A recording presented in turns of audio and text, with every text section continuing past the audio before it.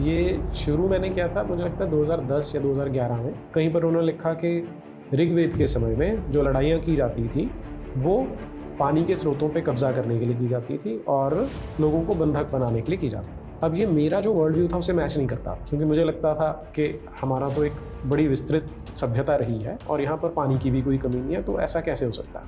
कि उसमें आंसर यही था कि we do not have any records available with the department. ये अपने आप में शॉकिंग था।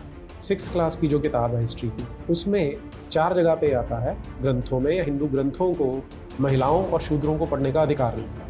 टेक्स्ट बुक और लॉ दोनों का बेसिक प्रिंसिपल क्या है कि आप कोई भी टर्म जब इंट्रोड्यूस करते हैं तो पहले उस टर्म को एक्सप्लेन करते हैं, डिफाइन करते हैं उसको कि वो है कौन। तो शूद्र कहीं पे डिफाइन नहीं किया गया।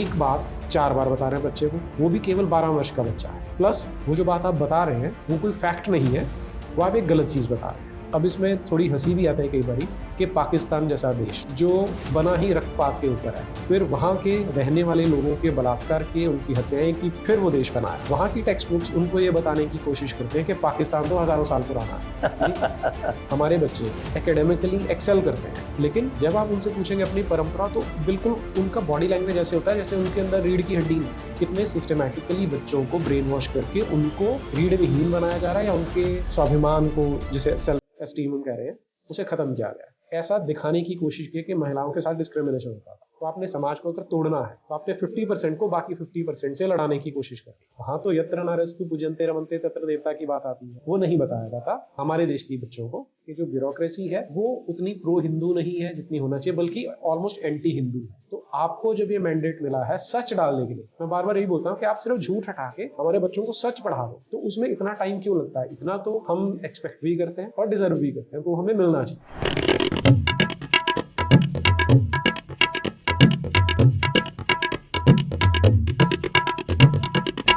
नमस्ते, मैं हूं संजय दीक्षित। आप देख रहे हैं दी जयपुर डायलॉग्स और आज यहाँ हमारे स्टूडियो में हमारे साथ नीरज अत्री जी हैं।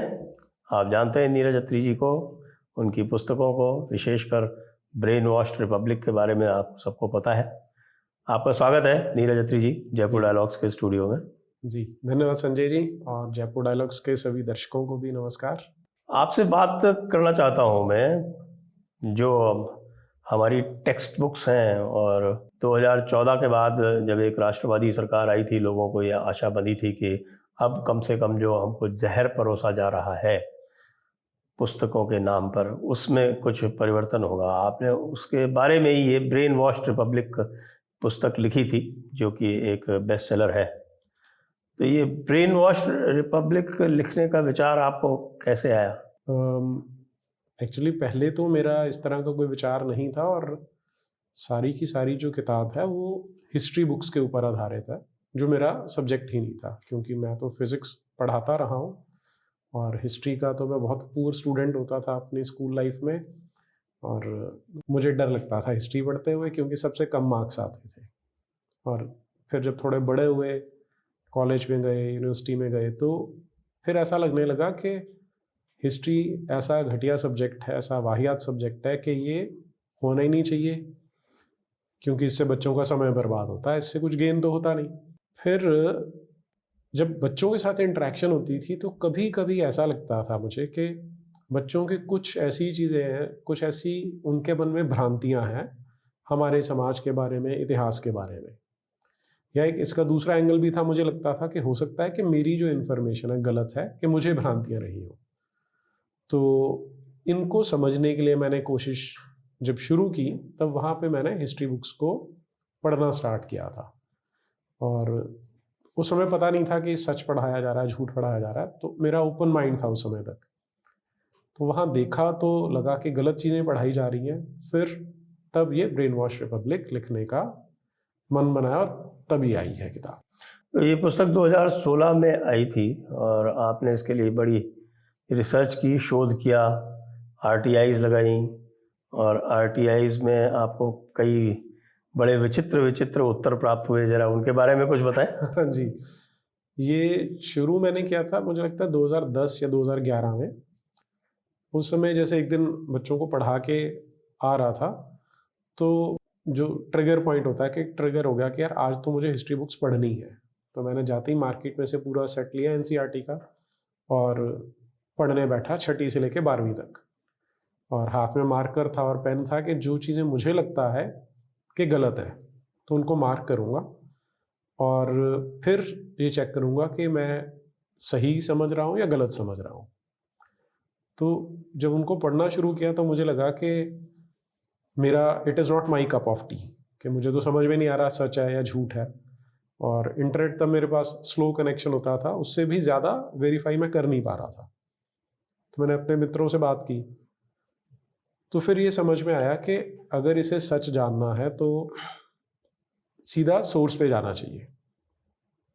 तो उस समय मैंने फिर एनसीईआरटी को आरटीआई लगाना शुरू किया कि आप ये बताइए कि जो आप किताबों में पढ़ा रहे हैं इसका क्या सोर्स है, कि आपने कहाँ से पिक किया, और अगर कोई दूसरी लैंग्वेज में से उठाया तो किसने ट्रांसलेट किया था, किसने उसे वेट किया था, इनकी हमें कॉपीज़ प्रोवाइड की जाए।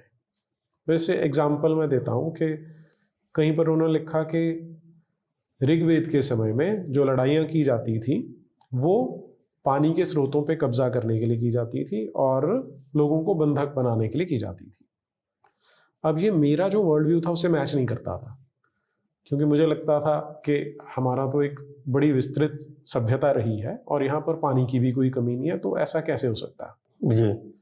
तो इसके लिए फिर मैंने ये आरटीआई एप्लीकेशन लगानी शुरू की। अच्छा, थोड़ा सा मैं एक्टिविस्ट बेंड ऑफ माइंड पहले से ही था, तो मुझे ये पता था कि ब्यूरोक्रेसी में जब आप बहुत सारी एक इन्फॉर्मेशन एक ही एप्लीकेशन में मांग लेते हैं तो वो हौच पौच हो जाता है। तो फिर मैंने हर एक के लिए अलग अलग एप्लीकेशन लगाने का सोचा, तो इसलिए वो 100 से लगभग 110 आरटीआई एप्लीकेशंस लगाई मैंने इनके पास, एनसीईआरटी के पास। तो उन सब का जवाब आना शुरू हुआ और जवाब सारा एक टेम्पलेट जैसे बना होता है ना, कि उसमें आंसर यही था कि we do not have any records available with the department. तो ये अपने आप में शॉकिंग था और ये एक तरह से स्कैंडल होना चाहिए था कि ऐसा कैसे हो सकता है कि वो डिपार्टमेंट जो हर साल करोड़ों बच्चों को पढ़ाने के लिए रिस्पॉन्सिबल है, जिसके ऊपर ये दायित्व है कि वो ठीक से पढ़ाए, वो ऐसा कैसे बोल सकता है कि इतनी गैर जिम्मेदाराना किस तरह से हो सकता है कि हमारे पास कोई रिकॉर्ड अवेलेबल नहीं है। मैं भी टीचर रहा हूँ तो मैं जानता हूँ कि जब हम बुक लिखते हैं, पढ़ते हैं, तो उसके पीछे बहुत रिसर्च की जाती है और एक एक फैक्ट को बार बार क्रॉस चेक किया जाता है। तो अगर ऐसा नहीं है, इसका मतलब या तो ये टिपिकल वो ब्यूरोक्रेटिक लेथार्जी है या इसमें कोई हेराफेरी की जा रही है। तो वहाँ से फिर मुझे लगा कि इसको थोड़ा सा आगे लेके जाना चाहिए और तब मैंने फिर हिस्ट्री को एज सब्जेक्ट पढ़ना स्टार्ट किया था। तो इसमें से कुछ जो विशेष आपको जो है वो आपत्तिजनक जो सामग्रियां हैं उनके बारे में भी कुछ दर्शकों को बताएं। दर्शकों से यही अनुरोध करना चाहूँगा, आप नीरज जी की ब्रेन वॉश्ड रिपब्लिक जो है वो सभी प्लेटफॉर्म्स पर उपलब्ध है, अमेज़ॉन, फ्लिपकार्ट इत्यादि, उन पर सभी पर उपलब्ध है और वो बड़ी आसानी से प्राप्त की जा सकती है। जी जो ऐसे इंस्टांसेस हैं वैसे तो भरे पड़े हैं। जो मैंने अभी डिफरेंस देखा ना, ये किताबें जब मैंने इसकी हिस्ट्री चेक करनी शुरू की कि कब आई ये वाली किताबें, तो 2004 में जब यूपीए 1 बनती है उस समय इन्होंने किताबें लिखने का प्लान किया था। और तब मुझे हल्का सा ध्यान आता था कि उस समय एक बार 2002-2003 में एक कंट्रोवर्सी चली थी सैफ्रानाइजेशन ऑफ बुक्स और संस्कृताइजेशन ऑफ बुक्स की। तो मेरा कभी भी पॉलिटिक्स में कोई इंटरेस्ट था नहीं, तो बस वो वेग सा आइडिया था कि ऐसा होता था। तो जब 2004 में गवर्नमेंट चेंज हुई तब इन्होंने कमेटी बनाई नई, अर्जुन सिंह होते थे उस समय एचआरडी मिनिस्टर, और 2006 में ये किताबें बन के बच्चों के पास पहुंची। अब इन किताबों में अगर विसंगतियां ढूंढने लगते हैं तो उनको पुरानी किताबों से कंपेयर करना पड़ेगा। पहले आपको ध्यान होगा कंट्रोवर्सी क्या उठती थी कि शिवाजी महाराज को पहाड़ी चूहा लिखा हुआ है या भगत सिंह को टेररिस्ट लिखा हुआ है। अभी बिल्कुल ब्लेटेंट थे, इन द फेस होते थे कि मान लीजिए कि आप कोर्ट में जाएंगे कि देखो जी इन्होंने छत्रपति महाराज को पहाड़ी चूहा बोल रखा है, तो जज को भी बिल्कुल सामने दिखता है और वो इमीडिएटली ऑर्डर कर देता है कि इसको स्ट्राइक आउट किया जाए, इसको चेंज किया जाए। अब इसमें एक तो जज के लिए समझना आसान है, दूसरा एक लाइन को स्ट्राइक आउट करना आसान होता है। लेकिन ये वाली जो किताबें थी बहुत ज़्यादा प्लानिंग से, बहुत ज़्यादा चतुराई से बनाई गई हैं। इनमें एक एक लेवल पे इस तरह की चीज़ें हैं कि आपको पिन पॉइंट करना बड़ा मुश्किल हो जाता है कि इसमें गड़बड़ है कहाँ पे। अब मैं आपको एग्जांपल देता हूँ, जैसे 6th क्लास की जो किताब है हिस्ट्री की, उसमें 4 जगह पे आता है कि हिंदू ग्रंथों में या हिंदू ग्रंथों को महिलाओं और शूद्रों को पढ़ने का अधिकार नहीं था। अब टेक्स्ट बुक्स में जब आप कोई चीज़ ऐड करें, कोई बात लिख रहे हैं, तो उसका थंब रूल ये होता है कि आपने एक बार इंफॉर्मेशन दे दी तो वो सफिशिएंट होती है। जैसे मान लीजिए कि ग्रेविटी की वैल्यू 9.8 है, तो आप एक बार बताते हैं, फिर वो बच्चा उसको याद रखता है। लेकिन द मेयर फैक्ट कि आप 6ठी क्लास के बच्चे को एक बात 4 बार बता रहे हैं, तो उससे कहीं ना कहीं ये डाउट क्रिएट होता है कि आप यहाँ पर अपना कोई एजेंडा चला रहे हैं। और दूसरी चीज़, ये स्पेशली किस रेफरेंस में आ रहा था कि वेद पढ़ने का अधिकार महिलाओं को नहीं था और शूद्रों को नहीं था। और ये अपने आप में कितना कॉन्ट्रडिक्टरी लगता है कि वेदों को लिखने वाले जो हैं, उन्हें हम मंत्र दृष्टा बोला जाता है हमारी जो परंपरा उसमें, कि जो ऋषि थे और ऋषिकाएं थी वो मंत्र दृष्टा थे, और उन्हीं के मंत्रों का जो संकलन है वो वेद संहिताओं में वेदों में किया गया। तो अगर कोई ऐसा समाज है जिसमें महिलाएं इतनी उत्कृष्ट स्थिति में है कि वो मंत्र दृष्टा बनती हैं जी, उनके मंत्रों को वेदों में रखा जाता है। गार्गी मैत्रेयी जैसी हैं जो पूर्व पक्ष में उत्तर पक्ष में वाद विवाद करती हैं, जी, तो ऐसा समाज क्यों करेगा कि वो वेद पढ़ने नहीं देगा महिलाओं को? ये अपने आप में ही विरोधाभासी है। और सेम जब शूद्रों की बात आती है, तो शूद्र कहते किसे हैं ये कहीं पे एक्सप्लेन नहीं किया गया। टेक्स्ट बुक का बेसिक रूल क्या होता है कि आप कोई भी टेक्स्ट बुक और लॉ, जैसे आपसे इसलिए बात कर रहा हूं कि आप लॉ को जानते हैं, दोनों का बेसिक प्रिंसिपल क्या है कि आप कोई भी टर्म जब इंट्रोड्यूस करते हैं तो पहले उस टर्म को एक्सप्लेन करते हैं, डिफाइन करते हैं उसको कि वो है कौन। तो शूद्र कहीं पे डिफाइन नहीं किया गया। अगर आप बच्चे को ये बता देते हैं कि जिसने ज्ञान नहीं अर्जित किया, जिसने अक्षर ज्ञान नहीं लिया, वो शूद्र कहलाया जा सकता है, तो फिर वो अंडरस्टूड हो जाता है कि क्योंकि उसके पास अक्षर ज्ञान नहीं है तो वेद नहीं पढ़ेगा। तो दोनों जगह पे ये प्रॉब्लम आ रही है कि आप एक बात 4 बार बता रहे हैं बच्चे को, वो भी केवल 12 वर्ष का बच्चा है, प्लस वो जो बात आप बता रहे हैं वो कोई फैक्ट नहीं है, वो आप एक गलत चीज बता रहे हैं। तीसरा, जो गलत चीज बता रहे हैं वो बच्चे का कॉन्फिडेंस खत्म करने वाली है, क्योंकि हिस्ट्री जब किताबें लिखी जाती हैं तो उसके 2 मेन ऑब्जेक्टिव होते हैं। बहुत सारे होते हैं लेकिन 2 मेन है। 2 मेन ऑब्जेक्टिव क्या है कि एक तो आप बच्चे को उसका अपना इतिहास बता रहे हैं कि तू किस परंपरा से आता है और तू किस धरोहर का वाहन करने वाला है और तूने उसे आगे लेके जाना है। प्लस अगर पूर्वजों ने कोई गलती की थी तो तुम उससे सीखो, उसे रिपीट ना करो। सेकंड जो पर्पस होता है, मेन पर्पस होता है हिस्ट्री बुक्स का, वो ये है कि आप अपने देश का एक ग्रैंड नैरेटिव बनाते हैं कि ये हमारा कथानक है, ये हमारा नैरेटिव है, हम यहाँ से आ रहे हैं। और उस ग्रैंड नैरेटिव का ऑब्जेक्टिव होता है बच्चे के अंदर कॉन्फिडेंस डालना, बिल्कुल, सेल्फ एस्टीम बढ़ाना। और अब इसमें थोड़ी हंसी भी आता है कई बारी कि पाकिस्तान जैसा देश जो बना ही रक्तपात के ऊपर है, कि 1947 में उन्होंने अपने ही मातृभूमि से द्रोह करके एक देश काट के बना लिया, फिर वहाँ के रहने वाले लोगों के बलात्कार किए, उनकी हत्याएं की, फिर वो देश बनाया। वहाँ की टेक्स्ट बुक्स उनको ये बताने की कोशिश करते हैं कि पाकिस्तान तो हजारों साल पुराना है और तुम्हें इस पे गर्व होना चाहिए। जी। और उससे ठीक उल्टा हमारे यहाँ है कि हजारों साल पुरानी सभ्यता है, उन बच्चों का कॉन्फिडेंस खत्म करने के लिए उन्हें ये बताया जा रहा है कि तुम्हारी परंपरा ऐसी डिस्क्रिमिनेटरी थी कि महिलाओं को और शूद्रों को वेद पढ़ने का अधिकार नहीं था। ये एक एग्जाम्पल हो गया, ये 6ठी क्लास में आ गया। आप अब इसको आप कल्पना करके देखें, 12 साल का बच्चा होता है 6ठी क्लास में, 12 साल के बच्चे का आपने कॉन्फिडेंस खत्म कर दिया। और क्योंकि हम स्टूडेंट एक्सचेंज प्रोग्राम में मैं देखता रहता था कि हमारे पास बच्चे जर्मनी से आ रहे हैं, जापान से आ रहे हैं, अमेरिका से आ रहे हैं, फ्रांस से आ रहे हैं। इन चारों देशों की मैं बात स्पेसिफिकली इसलिए करता हूँ कि इन देशों के बच्चों से जब आप मिलते हैं और उनसे उनकी देश की बात करते हैं, उनकी परंपरा की बात करते हैं, तो उन बच्चों में कॉन्फिडेंस होता है कि आई एम एन अमेरिकन, मैं फ्रेंच हूँ, मैं जर्मन हूँ, मैं जापानीज हूँ। उनके अंदर एक गर्व होता है। हमारे बच्चे एकेडमिकली एक्सेल करते हैं लेकिन जब आप उनसे पूछेंगे अपनी परंपरा तो बिल्कुल उनका बॉडी लैंग्वेज ऐसे होता है जैसे उनके अंदर रीढ़ की हड्डी नहीं है। तो वो यहाँ पे दिखना शुरू हुआ मुझे। हालांकि पहले मैंने कभी कॉन्शियसली ये चीज़ नहीं सोची थी, पर ये देखने के बाद समझ में आया कि कितने सिस्टमैटिकली बच्चों को ब्रेन वॉश करके उनको रीढ़ विहीन बनाया जा रहा है, या उनके स्वाभिमान को, जिसे सेल्फ एस्टीम हम कह रहे हैं, उसे खत्म किया गया है।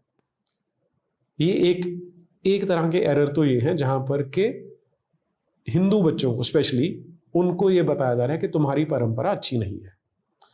अब इस समय तक मैं थोड़ी थोड़ी जो इस्लामिक, और ये भी जो है ये बड़ा सिलेक्टिवली करते हैं, क्योंकि ये कभी नहीं बताते कि जिस मनुस्मृति की लगातार ये लोग आलोचना करते रहते हैं, उसको जलाते रहते हैं, ये कभी नहीं बताते कि जिन ब्राह्मणों को ये कहते हैं कि वो विशेषाधिकार युक्त थे, उनके ऊपर 120 से अधिक बंधन थे, और शूद्र पूर्णतः स्वतंत्र थे, उनके ऊपर केवल 3 बंधन थे, जिसमें से एक था कि वेद पाठन नहीं करना है। वो इसलिए नहीं करना है क्योंकि उनके पास बेसिक क्वालिफिकेशन नहीं थी। जैसे कि आपको यदि डॉक्टरी करनी है, एमबीबीएस करना है, तो आप 12वीं पास करेंगे बायोलॉजी से, वो नहीं है तो आप एमबीबीएस का कोर्स नहीं कर सकते, ये बाध्यता है।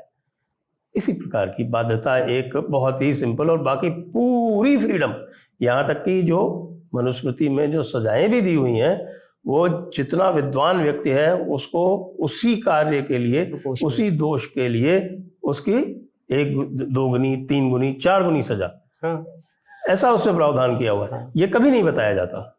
आपने मनुस्मृति की बात की, जो आप कह रहे हैं मैं उसी को आगे एलेबोरेट कर देता हूँ कि किसी ने चोरी की, तो अगर तो वो शूद्र है तो उसको जो अर्थदंड मिलेगा, जिसे हम चालान कह सकते हैं आज की भाषा में, कि जितनी अमाउंट उसने चोरी की उससे 8 गुना उसे वापस करना है, भरना पड़ेगा, नहीं तो उसको कारागार में डाला जाएगा। यदि वो वैश्य है तो उसे 16 गुना अर्थदंड मिलेगा।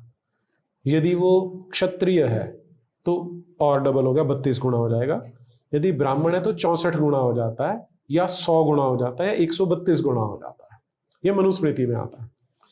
और दूसरा, मनुस्मृति में जो शरारत की इन्होंने वो क्या है कि जहां पर, अच्छा, ये सारा जो नैरेटिव मैं आपसे अभी जो शेयर कर रहा था कि ऐसा दिखाने की कोशिश की कि महिलाओं के साथ डिस्क्रिमिनेशन होता था, तो आपने समाज को अगर तोड़ना है तो आपने 50% को बाकी 50% से लड़ाने की कोशिश कर रही है।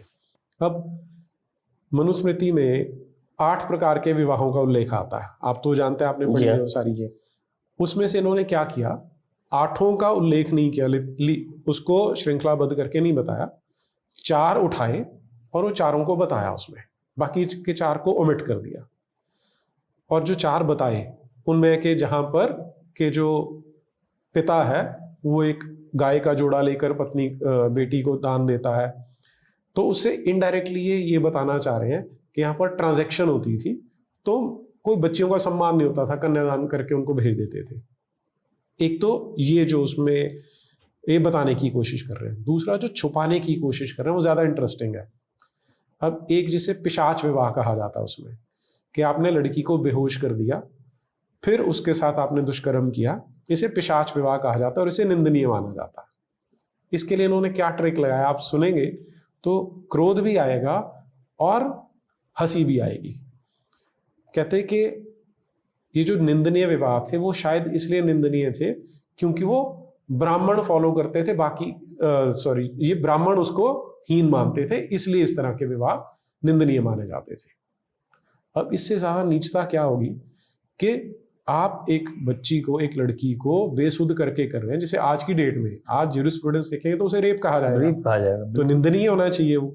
लेकिन उसमें भी इन्होंने कास्ट कन्फ्लिक्ट डालने की कोशिश की, जो ब्राह्मण थे ये उनको पसंद नहीं था या बाकी की जातियां करती थी, इसलिए इसको निंदनीय में डाल दिया। तो इतने ब्लेटेंट, इतने ग्लेरिंग एग्जाम्पल थे कि मुझे लगा कि इसको लोगों तक पहुंचाना चाहिए। और अच्छा, ये तो एक पैटर्न हो गया कि जहां पर हमारे देश की जितनी परंपराएं उनको निगेट किया जा रहा है, उनको घटिया दिखाया जा रहा है। ऑन द अदर हैंड, जो 2 मेजर रिलीजन हमारे देश से बाहर के हैं, क्रिश्चियनिटी है और इस्लाम है, उन दोनों को ग्लोरीफाई करके दिखाया जाता है, जबकि उनमें जिसे आज हम मिजोजिनी कहते हैं, कि महिलाओं को जो हेय दृष्टि से देखना है, उन दोनों में भरा पड़ा है। उनके सिद्धांत में है वो। हाँ एग्जैक्ट, उनके सिद्धांत में है। उनके सिद्धांत में है, हमारे सिद्धांत में कहीं भी नहीं। अब फिर यहाँ पे अगर आप सिर्फ मनुस्मृति को ले, वेद तो बड़ी ऊपर की बात हो जाती है, इवन मनुस्मृति की भी बात करते हैं, वहां तो यत्र नारस्तु पूजन्ते रमन्ते तत्र देवता की बात आती है, वो नहीं बताया जाता हमारे देश की बच्चों को। तो आप कल्पना करके देखिए कि 12 साल की लड़की है, बिल्कुल इंप्रेशनेबल एज में है, घर से उसे कोई जानकारी नहीं मिली, उसे 6ठी क्लास में ही एक ही क्लास में 4 बार ये बताया जा रहा है कि तुम उस परंपरा से हो जहां पर लड़कियों को इतना हीन माना जाता था कि उन्हें वेद पढ़ने नहीं दिए जाते थे। और उसी 6ठी क्लास में एक वर्स बाइबल की डाली है, एक आयत कुरान की डाली है। अच्छा, कुरान की भी आयत है? कुरान की भी आयत है। वो कौन सी है? ये 33वां जो अल अहज़ाब जो सूरा है उसमें से डाली है कि जो अल्लाह है वो सारे मर्द सारे औरतों को, जो रोजे रखते हैं सारे मर्द सारे औरतों को, उन पे रहमत रखता है। यहाँ बराबरी दिखा दी। यहाँ बराबरी दिखा, सेम बाइबल के साथ किया। उनकी भी उन्होंने एक वर्स कोट कर दी जो इस तरह की बात करती है।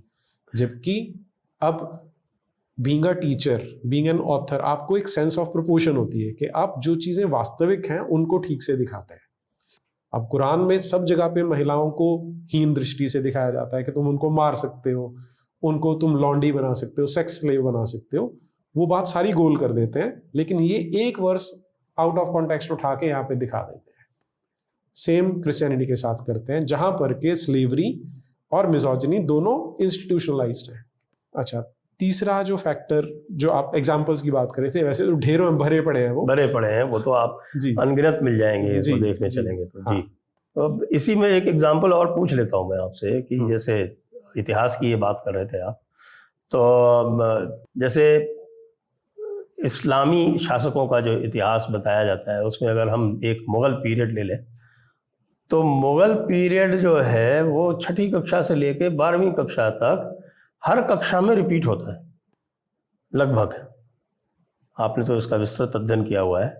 और इस बार 12वीं कक्षा से उसको हटा दिया गया कि 11वीं में पढ़ाया जा चुका है, इसको दोबारा रिपीट करने की आवश्यकता नहीं है। तो हाय तौबा मचा दी लोगों ने कि साहब मुग़ल दरबार का इतिहास हटा दिया है। जैसे कि मुग़ल दरबार जो था वो पता नहीं कौन सा एक इंद्र का दरबार था, और उसका यदि वर्णन हटा देंगे तो हमारे देश की परंपरा जो है वो दूषित हो जाएगी। ये एक्चुअली में हुआ क्या है, एक चैप्टर हटाया है। वो एक चैप्टर था इस्लामिक लैंड्स, इस तरह का कुछ टाइटल था उस चैप्टर का। और उसमें क्या किया गया था, मैं उसका एग्जांपल देता हूँ आपको। अब हिंदू धर्म के साथ कैसे डील करें, मैंने उसका एग्जांपल दिया। जब इस्लाम शुरू हुआ तो मोहम्मद बिन अब्दुल्ला नाम का एक आदमी था, आज से 1400 साल पहले अरेबिया में। उसने शुरू किया, उसने एक क्लेम करना शुरू किया कि मैं पैगंबर हूँ, मुझे मानना है। और ये करने के लिए इनिशियली तो वो फेल होता रहा, 11-12 साल उसको किसी ने कोई वैल्यू नहीं दी। लेकिन जब उसने लूटना शुरू किया, मारना शुरू किया, तब इस्लाम बढ़ना शुरू हो जाता। और मदीना में आके उसने सबसे पहला काम क्या किया, वहाँ पर यहूदियों के 3 कबीले थे, उन तीनों को एक एक करके पहले 4 साल में निकाला। और निकालने की भी जो क्रूरता है वो ग्रेजुअली बढ़ रही है कि पहले वाला जिसे कहते हैं ना टेस्टिंग द वाटर्स, तो स्मार्ट आदमी बनु कनुका, बनु नजीर और बनु कुरैजा। तो आपने तो सीक्वेंस भी वही बोल दिया शायद। जी हाँ। तो पहले वाला जो कबीला था उन्हें बोला कि तुम निकल जाओ। उन्हें अपना सामान ले जाने की परमिशन थी, बस जो जिसे हम बोलते हैं ना कि अचल संपत्ति, जो उनकी भूमि थी वो छूट गई, वो चले गए। दूसरे कबीले पे जब पहुंचता है बनु कैनुका पे, तो उस समय उनको बोलता है कि तुम अपनी संपत्ति छोड़ के जाओगे, वो नहीं तुम्हें ले जाने दी जाएगी। वो भी चले गए। जान बचा सकते हो, जान बचा सकते हो। जो बनु कुरैजा है उसमें सारे जो पुरुष थे, अब जो संख्या है वो अलग अलग जगह पे अलग अलग आती है कि 600 से 900 के बीच की संख्या के जो पुरुष थे उनकी गर्दनें काट के वहीं मदीना की जो बाजार था उसमें खड्डा खोद के वहां पर उनको दफन कर दिया। और उनकी महिलाएं और बच्चे जो थे उनको गुलाम मंडी में ले जाके बेचा गया। और उनमें से जो सबसे सुंदर लड़की थी वो मोहम्मद ने अपने हरम में रख ली, रिहाना नाम था उसका। उसे अपने पास रख लिया। ये है वास्तविक जो इतिहास है, जो स्वयं मुसलमान अपनी किताबों में गर्व से पढ़ा। और तो हदीस में सभी हदीसों में लिखा हुआ है, सब में लिखा हुआ है। जी हाँ। लेकिन इस चैप्टर में क्या पढ़ा रहे हैं कि मोहम्मद ने एक बड़ी प्यार करने वाली कम्युनिटी बनाई जिसमें सबको शामिल किया गया, जिसमें यहूदियों को भी सम्मिलित किया गया। तो इतना ब्लेटेंट झूठ उसके अंदर पढ़ाया जा रहा है। और साथ में उसमें ये बताया जा रहा है कि इन्होंने जब फैलना शुरू किया तो वहां पर किसी भी तरह का कोई भेदभाव नहीं किया जाता जी। काफिर और मोमिन एक साथ रहते थे, एक जैसे थे। ये टर्मिनोलॉजी तो ये पढ़ा ही नहीं रही है, तो बता रहे हैं कि वो तो इतना दयावान व्यक्ति था कि उसने ऐसा सुंदर समाज बना दिया, जैसे यूटोपिया आ गया हो। तो ये चैप्टर है जिसे वहां से हटाया गया है। तो ये जो एक्सेसिव ग्लोरिफिकेशन थी, बस उसे आप ये कह लीजिए कि उसको कुछ नॉचेस नीचे ले आया है। अदरवाइज वो जो मुगलों का, अब औरंगजेब से क्रूर कौन रहा है, उसकी ग्लोरिफिकेशन आज भी उतनी की उतनी है। एनसीईआरटी की 7वीं क्लास की किताब में आज भी आप देख सकते हैं। अच्छा, तो आज भी वो टोपियां सी के अपना गुजारा कर रहा है। जिंदा पीर है, ये उसके लिए लिखा हुआ है। जिंदा पीर है, आज भी है। वली है वैसे तो, वली भी है, वली है, जिंदा पीर है जी। शिवाजी तो नाहक उससे लड़े थे बेचारे। इतना शिवाजी के बारे में क्या किया है, मराठा चीफटेन शिवाजी, बस इतने से समाप्त किया। सरदार शिवाजी महाराज, बस खत्म। हाँ जी हाँ। एक अच्छी बात जरूर यह है कि भारत में परंपरा रही है रट के एग्जाम देने की, तो इसलिए जो लोग रट के एग्जाम देते हैं वो रटने के बाद फिर बाद में भूल जाते हैं। हाँ। तो ये अवश्य है। मुझे भी याद है कि जब मैं पढ़ता था तो जिस दिन इम्तहान होता था हिस्ट्री का, उस दिन सवेरे 4 बजे उठ के रटता था और बड़ा अच्छा रिप्रोडक्शन करके अच्छे मार्क्स ले आता। लेकिन उसके बाद मुझे कुछ याद नहीं रहता था कि क्या पढ़ा है। मेरी भी यही स्थिति थी। तो बच गए लोग, तो इसलिए बच गए। लेकिन आजकल भी जो स्थिति है, जो ऑब्जेक्टिव टाइप का और इस तरह का जो सारा हो रहा है, उसमें मुझे लगता नहीं कि लोग इसको बहुत सीरियसली लेते हैं। वैसे भी जो भारत का जो छात्र है, छात्राएं हैं, उनकी रुचि जो है वो टेक्निकल विषयों में अधिक होती है, तो इसलिए थोड़ा सा बचाव हो जाता है। इसमें एक चीज मुझे आपसे पूछनी है संजय जी, कि हमने ये तो समझ आ गया, जैसे मैं भी जब बच्चा था तो रटते थे, जवाब देके हम भूल जाते थे, उसके बाद तो हम बच गए, उस जहर से बच गए हम। तो आम व्यक्ति के साथ तो ये होता है, पर जब सिविल सर्विसेज की तैयारी कर रहे थे तब तो आपको स्पेशली बोलते हैं कि एनसीईआरटी की किताबें पढ़ो। अब जो ब्रिलियंट बच्चा है वो उनको पढ़ता भी है, ऑलमोस्ट इंटरनलाइज करता है, फिर वो सिविल सर्विसेज में जाता है। आप जैसे कैसे बच गए वो आप बताना मुझे, लेकिन बाय एंड लार्ज जो आज हम अपनी ब्यूरोक्रेसी देखते हैं वो इसी सिस्टम को पढ़ के निकलती है। इसलिए उनका माइंडसेट भी मुझे लगता है बहुत बड़ा कारण है कि जो ब्यूरोक्रेसी है वो उतनी प्रो हिंदू नहीं है जितनी होना चाहिए, बल्कि ऑलमोस्ट एंटी हिंदू है। तो ये बड़ा मेजर एक पढ़ने से भी अधिक जो उनका जो है उनका ब्रेन वॉश सिस्टमेटिकली वो मसूरी एकेडमी में भी किया जाता है। और मसूरी एकेडमी में भी तो और भी चीज़ें होती हैं। जैसे मुझे ध्यान है कि जिस समय मैं एकेडमी में था, फाउंडेशन कोर्स इत्यादि में, तो जिन लोगों से मेरा परिचय उस समय हुआ था वो आज के सारे जितने भी नामी लेफ्टिस्ट इस समय के हैं उन सबको उस अर्ली स्टेज में हमको एक्सपोज किया गया था। उसमें मेधा पाटकर होती थी, स्वामी अग्निवेश होते थे, योगेंद्र यादव, इस तरह के जितने भी लोग हैं वो सब वहाँ पर लगातार आते थे और लगातार हमको ब्रेन वॉश करते थे। मैं बात कर रहा हूँ, मैं गया था मसूरी एकेडमी में 1986 में। तो ये उस समय की बात है। उस समय तो ये चरम पे था लगभग जी अपने, तो उसका वो कारण है। और अब जो परिवर्तन आए हैं उनके बारे में आप क्या कहेंगे? परिवर्तन तो हो रहे हैं, धीरे धीरे हो रहे हैं। कुछ अलग अलग पाठ्यक्रम बनाए जा रहे हैं, जैसे यूजीसी का एक क्रेडिट बेस्ड पाठ्यक्रम बनाया गया इतिहास का, जिस पे हमने आपने चर्चा भी की थी हाँ जी एक बार।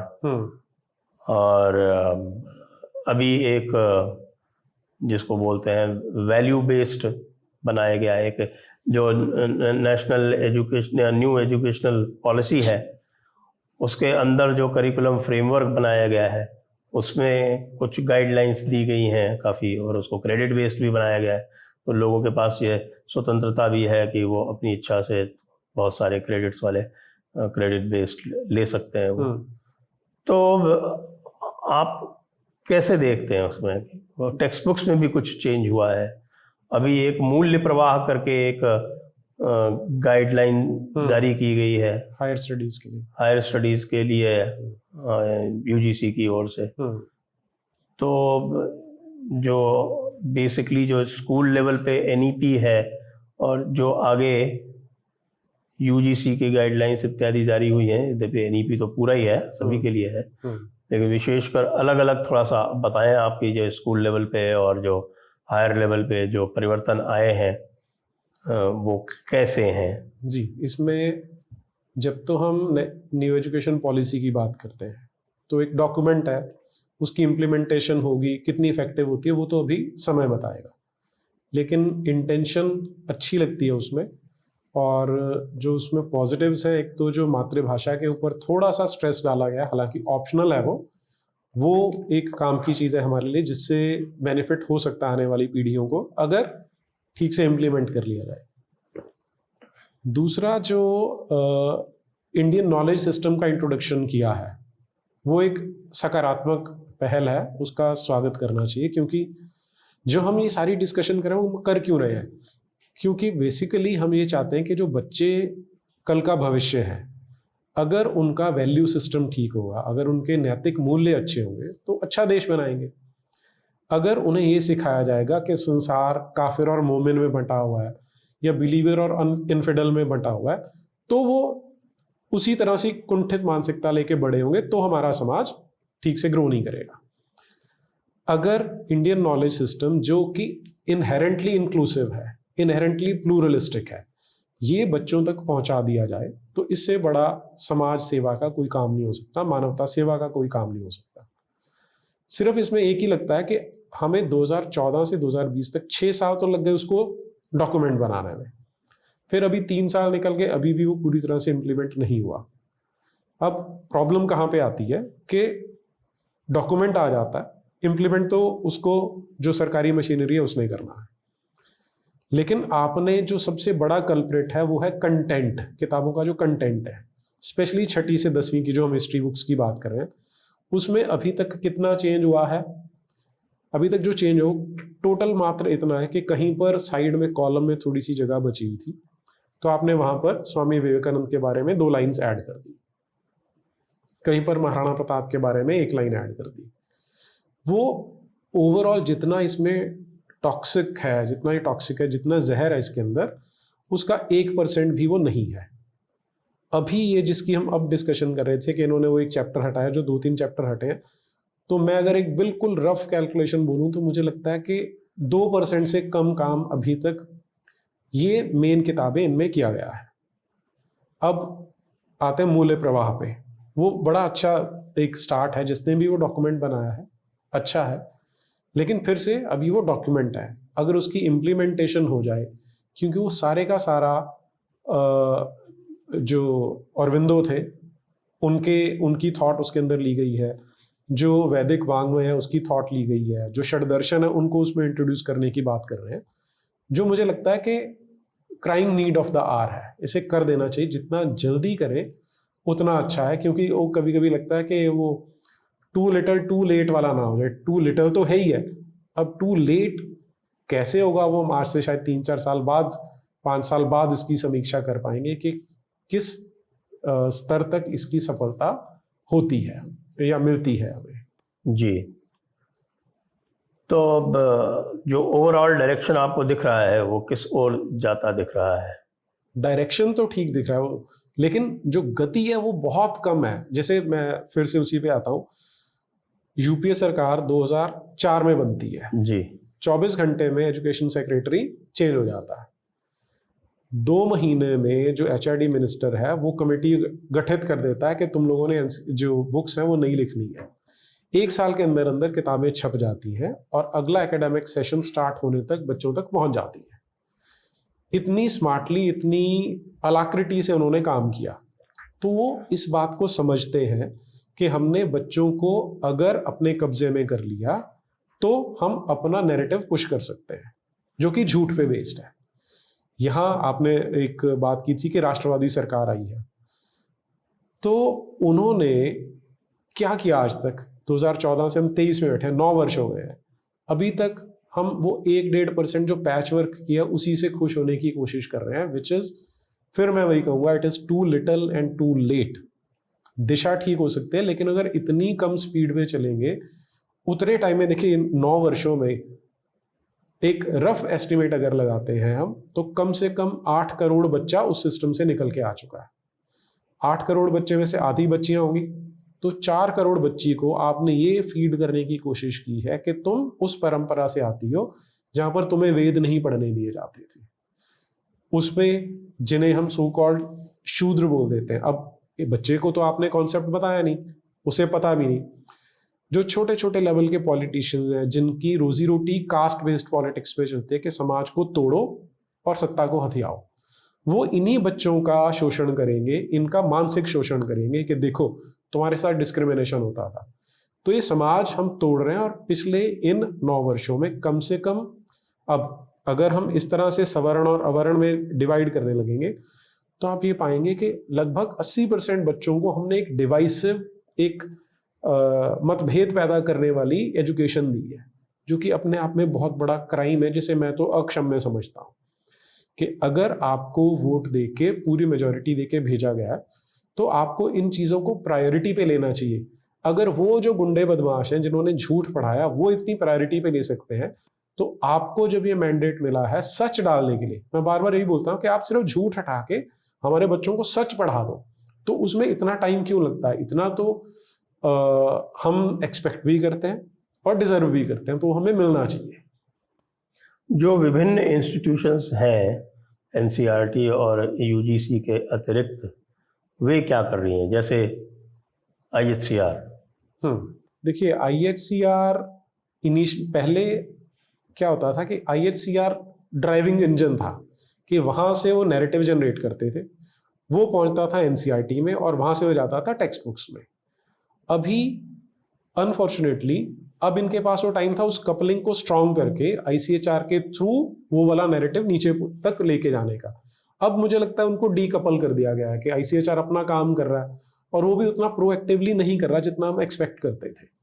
तो एक तो डीकपलिंग कर दी, दूसरा जैसे उन्होंने, लेफ्टिस्ट ने क्या किया, इंस्टीट्यूशंस पे कब्जा करके उन्होंने सेमिनार ऑर्गेनाइज करने का काम किया, टीचर ट्रेनिंग प्रोग्राम किया उन्होंने, कि जो आगे का जो सोशल स्टडीज का टीचर आता है वो उसी नैरेटिव में से निकल के आएगा, वो इम्बाइब कर चुका होगा उसको, और वो बच्चों को वही पढ़ाएगा जो उसने इंटरनलाइज किया।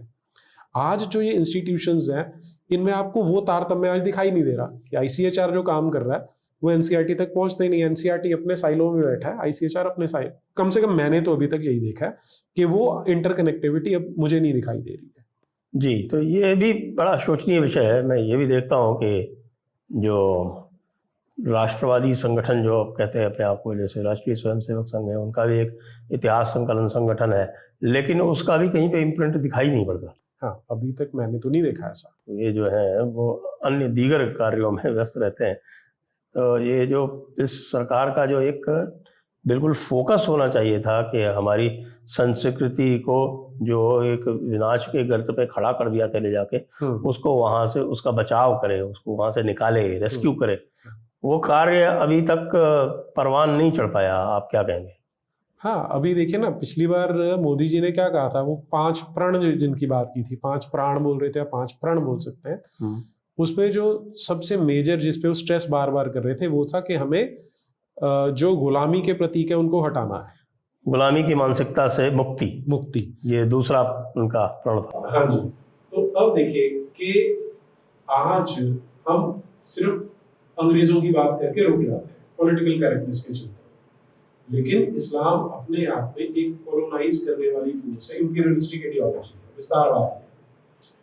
वो हमारे देश में आए, उन्होंने छल से, बल से, मार के, डरा के, बलात्कार करके यहाँ पर एक बहुत बड़ी जनसंख्या को मुसलमान बनाया। अब ये ऐसी गुलामी है जो मजहब के नाम के पीछे छुपी हुई है, और इसे हम कब दूर करेंगे इसके बारे में अभी कोई बात नहीं कर रहा, क्योंकि पॉलिटिकल करेक्टनेस के चलते हम उसे भी बोल देते हैं कि वो एक धर्म है, वो शांति सिखाता है, जबकि हम उसकी वास्तविकता को समझ नहीं रहे कि वो वो वाली गुलामी थी जो अंग्रेजों के आने से पहले शुरू हो चुकी थी।